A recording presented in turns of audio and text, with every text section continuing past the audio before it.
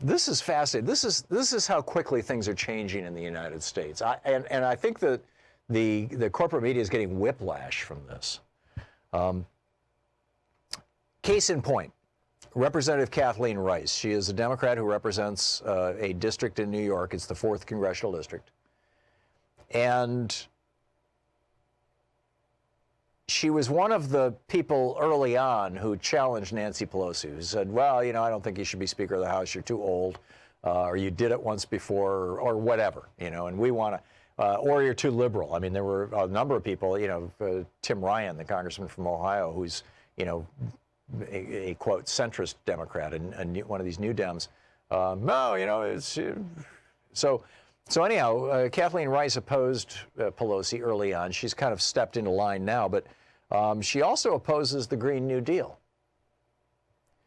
So, and apparently opposes it not just for the campaign contributions of the fossil fuel industry.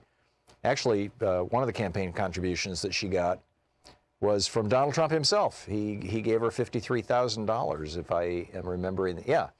In the 4 years leading up to 2013, she accepted donations from Donald Trump totaling $53,000.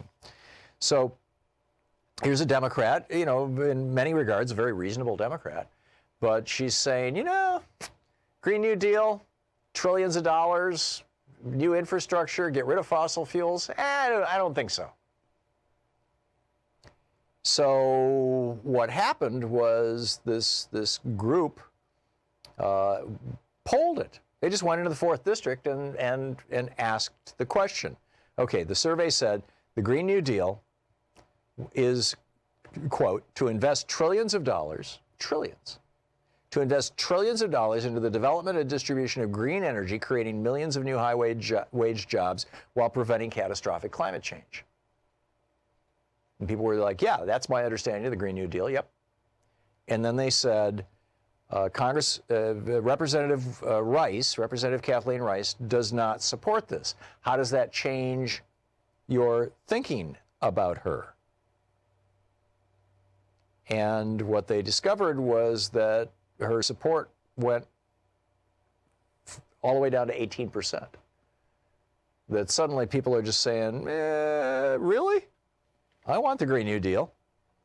47% of survey respondents were more likely to vote for a candidate who supports the Green New Deal in the 4th District of New York, while only 18% were likely to back somebody who opposed the policy. Another 22% said the Green New Deal had no impact on their vote. So if you threw those into the supporters, you're up to, 69%. 13% were not sure. This is a study that was done by the think tank Data for Progress and shared with the Huffington Post between December 17th and December 27th. So here we have what is portrayed in the media as just a mind-boggling, this is a boondoggle, this is a weird, this will never happen, trillions of dollars, really, green energy? No, we're all about fossil fuel.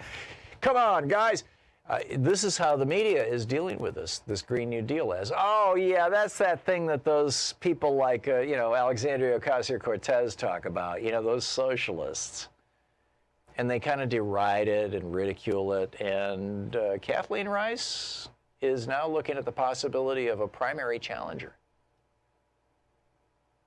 The Democratic Party is getting its act together. And that seems to me like a good thing. And one of the very best parts about it, apropos of our conversation earlier, and we'll get back to that in just a second, I'll pick up your phone calls in just a moment here, is this whole issue of misogyny and sexism. We're dealing with race and racism and have been in a large way since the election, really since the nomination of Barack Obama to be president of the United States. And, on the public stage in open discussion. But there's been very little conversation. I mean, even the nomination of Hillary Clinton and her winning 3 million more votes than Donald Trump, even that really didn't spark a conversation about misogyny. I think just like, Barack Obama really didn't want to discuss race on the campaign trail, Hillary Clinton really didn't want to discuss gender. And when she did, it was kind of, well, there's also that. But I think this is a front and center issue. And I realize, speaking as an old white guy with all the privilege implied in all those dimensions of that, it may sound strange for me to, well, no, actually, I think it's entirely appropriate for me or anybody else to point this out. You don't have to well, it's self-evident. So anyhow, let's get back to the conversation. And the other thing I'd like to point out to you is that now that the Democrats control the House of Representatives, now that Nancy Pelosi is the Speaker, a woman who, as her daughter said on CNN yesterday or the day before, she'll cut your head off and you won't even know you're bleeding. This is going to get interesting. Next week is going to be the beginning. I mean, it's really going to start today and tomorrow, but by next week, we're going to see the full-formed shape of what a Democratic House is going to look like. And, you know, from the point of view of Donald Trump, it's going to be pretty shocking. This is a guy who's never run for political office. He's never held political office. He's never had to negotiate or legislate anything. Everything has always been on his own terms. Whether it's success or failure, it's been on his own terms. You know, he was born a millionaire. He got his first $1 million when he was 3 years old from his father, in fact, you know, the first million in his trust fund. He got over $460 million from his father's estate, and that was back when $1 million was a lot of money. And he managed to blow it all and declare bankruptcy multiple times. This guy has no idea about consequences. The reckoning is coming. That should have been the poster in front of Trump yesterday. You know, the reckoning is on its way. Michelle in Riverview, Florida. Hey, Michelle, thanks for listening. What's on your mind today? Hi, thanks for taking my call, Tom.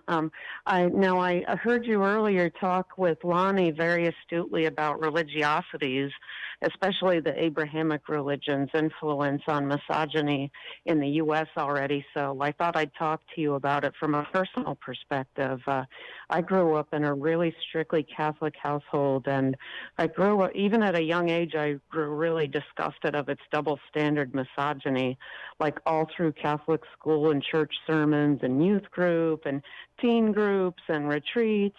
We always seem to have it drilled into our heads that Mary always had to be the virgin, but nobody ever talks about Jesus being a virgin. And when I was in Catholic school, like, you know, just in my teen years, I remembered everybody preaching about women and teenage girls saving themselves for marriage, but they never really seemed to emphasize that with men and teenage boys. So, you know, among other reasons, I no longer practice the religion, but I noticed that my sister and mom still cling to it, and it seems like while they are really subservient to the Catholic Church, and you know, they also seem to have that same subservience with men, and I, on the other hand, have grown more free-thinking and egalitarian as an adult, and you know, I just don't really subscribe to that. And I don't want to trash on my mom and sister because they're essentially good people, but I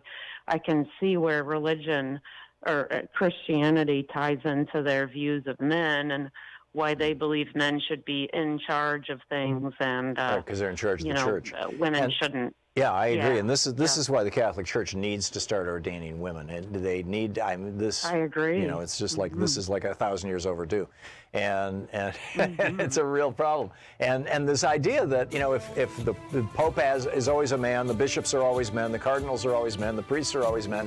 What does that say to little girls? What does that say to all of us? It says, you know, oh, the men should be in charge, and so when a woman is in charge, it's like, well, that's not normal. And what's not normal is what the Catholic Church has been doing all these years. I'm with you. Michelle, thank you for the call. You know, hopefully even our religious institutions will start to wake up. I know a lot of churches have already.